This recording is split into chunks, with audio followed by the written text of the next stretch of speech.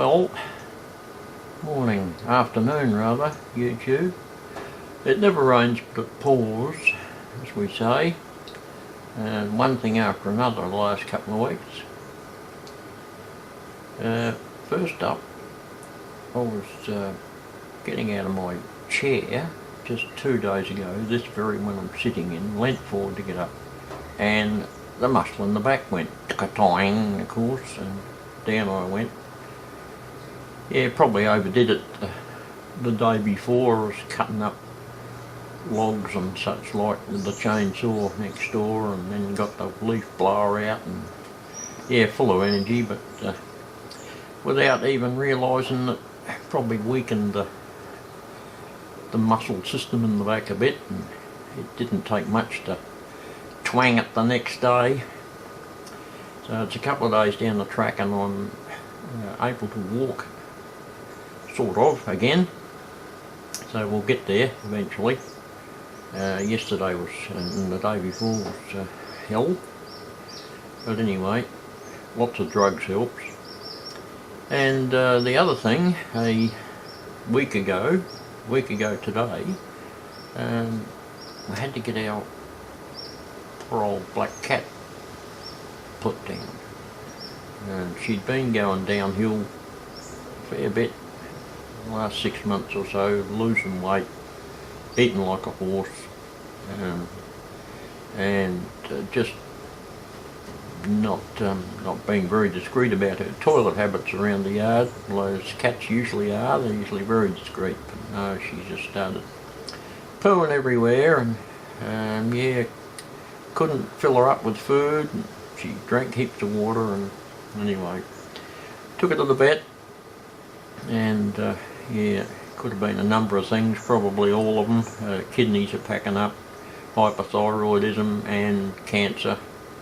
She was virtually nearly 18 years old, so all these things start creeping in, and really, she said, realistically, we could probably give her another 6 months with special food and medication and whatnot. And unfortunately, that cat was just not conducive to being given medication. So yeah, after a bit more discussion, we thought it might be the kindest thing to do to send her off to cat heaven. It's a bit hard.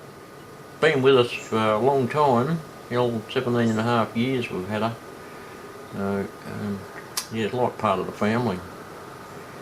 But anyway, I give her a little grave and burial, and I brought her home from the vets, so she's out the back. I'll show you that now. Yeah, so there's Pringles' final resting place. I made her a little cross and put some bricks on top so I can plant some alyssums or something in the little holes there and make it look quite nice. I'll make up a little label to put on there as well. R.I.P. Pringles. Yeah, so apart from all the other drama, hasn't been a real lot of progress on the model trains, but for what it's worth, here it is, just a little bit. And I'll see you soon, I hope. Hopefully there's no more disasters.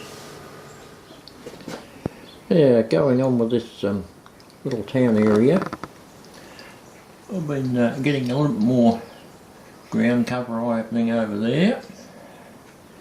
All starting to fill in rather nicely, a little bit at a time, layers upon layers, as Bruce would say. And along here, I'm going to put a little fence and some of these little trees and shrubs to give that a little bit of an edge. So I'm drilling the post holes 1.5 inches apart. That'll give it roughly 12-13 feet in HO, which is about right. I'll do that all the way along around there until we get to the about here, and stop that, and once I get the fence in, I can put a row of trees in that in.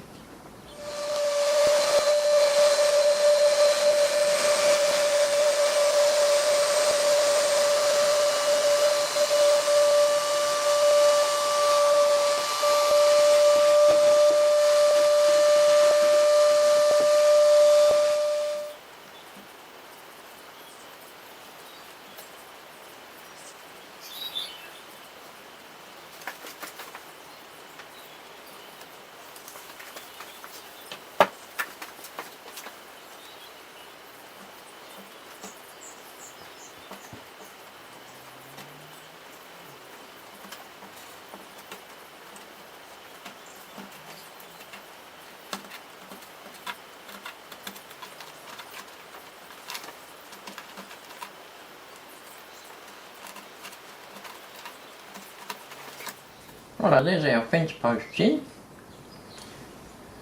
I'll put some rails along the outside of those, and now I can put some, let's put some trees in, I think.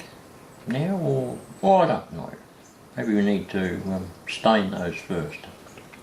Perhaps let's not get ahead of ourselves. We'll finish the fence first, and then we're going to cut the top rails for the fence out of this celery top, which is 3mm by 1.5mm.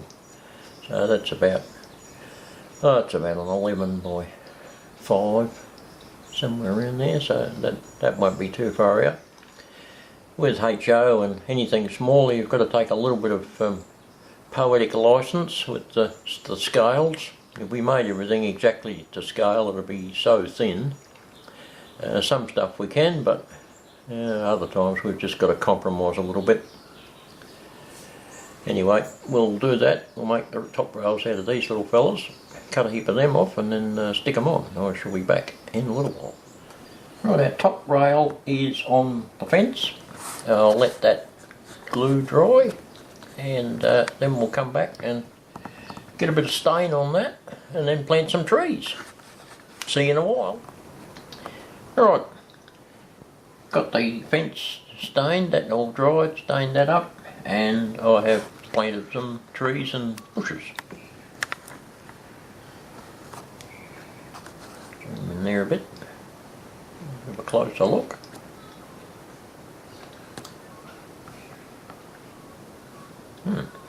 Trees look to be bearing some sort of fruit.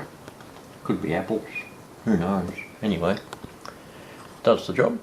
I decided to put the church up in there after much thinking and pondering. I thought, yes, good little spot for the church, and I've got gravestones and whatnot to make a little graveyard there, a little cemetery that used to be with little churches in olden times. They always had the graveyard next to the church, didn't they? So, like the church there, I've got little globes inside that to light it up at night time. So we'll get around to putting the graveyard in once I paid up the gravestones, and get some more scenery in around here, and away we'll go. I think this little corner's actually starting to come together. The trouble with doing something like this, you build it and rebuild it in your mind, where you want to put everything about 100 times before you settle on it, but it's probably a good thing. It tends to come out a little bit better than just rushing in and going for it. But anyway, I'm pretty happy with that so far. Well, I'm back after a day or so. Much fiddling around here, little bits at a time, thinking about it, doing this, doing that. I put a little wooden fence along that edge there to stop people from falling off down onto the railway tracks, because we've got to have the obligatory broken rung.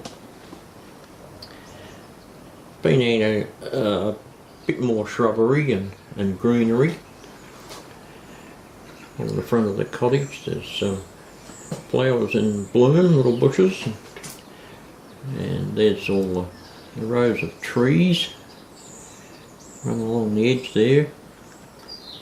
Got the church in, grass area behind that, and in front and on the side you can see rows of blossoming flowers. It's springtime up in this area. So yeah, more sand down for the road. Slowly getting there. I want to finish this midsection first before I move up the top there where the little razor saw and that is. That way I won't have to be reaching over stuff that I've already done if I leave this till after. So get that done out of the way and all will be good.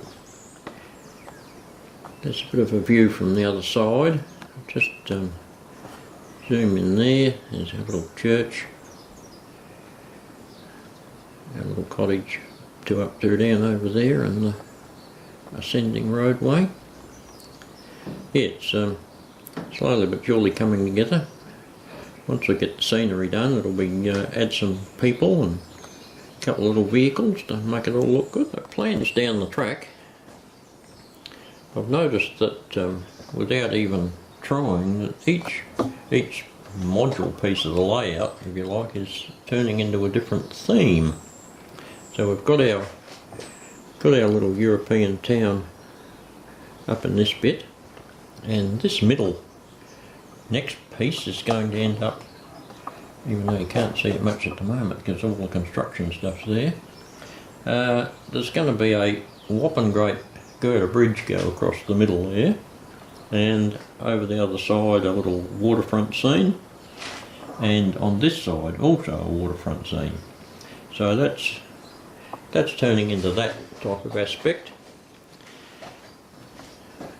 Possibly that little station up the top, a little wayside station, and then it'll transition into this one, which will be a full-on timber milling area. Got some of the buildings there dagging around waiting, and this next one will, well, that'll be my old-time town. I've got quite a few little buildings already made there, as I've probably shown you before, and most of those will get incorporated into this little town. A couple of dockside ones here, well, they'll go in the waterfront area, and this timber mill, well, that's all part of that middle section. And that will blend in to a bit of a mountainous area here, and over to, as the one you already know on the end, is the trestle.